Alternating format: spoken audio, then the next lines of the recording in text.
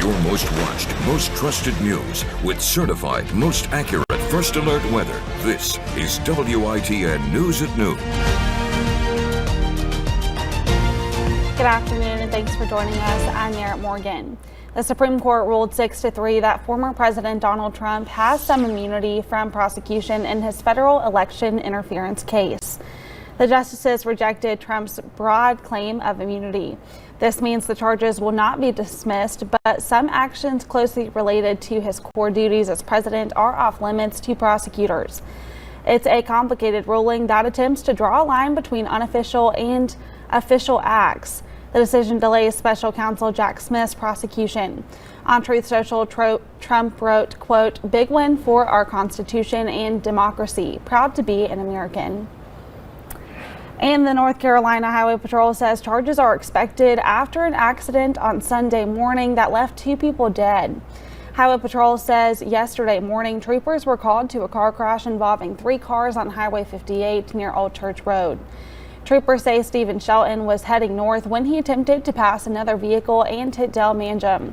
Shelton then collided with a Subaru Outback. The Highway Patrol says Mangum and her passenger, Tammy with him, died at the scene. Shelton was flown to ECU Health Medical Center. The Subaru driver was not injured. After consulting with the district attorney's office, the Highway Patrol says charges will be forthcoming.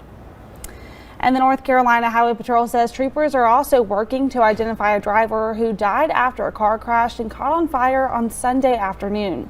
Officials say troopers were called to US 70 near mile marker 406 after a car went off the road to the right and crashed into a tree around 3:45 p.m.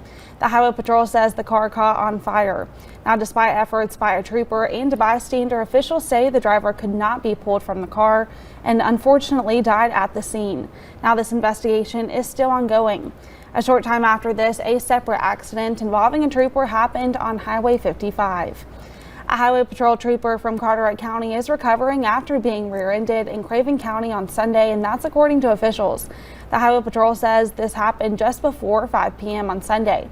A trooper was stopped and facing Highway 55 at the intersection of Glen Burnie Road when 31-year-old Christopher Marsh rear-ended the trooper. The Craven County Sheriff's Office says Marsh was traveling around 60 miles per hour. Now, officials say that trooper Justin Lane was the one in the car.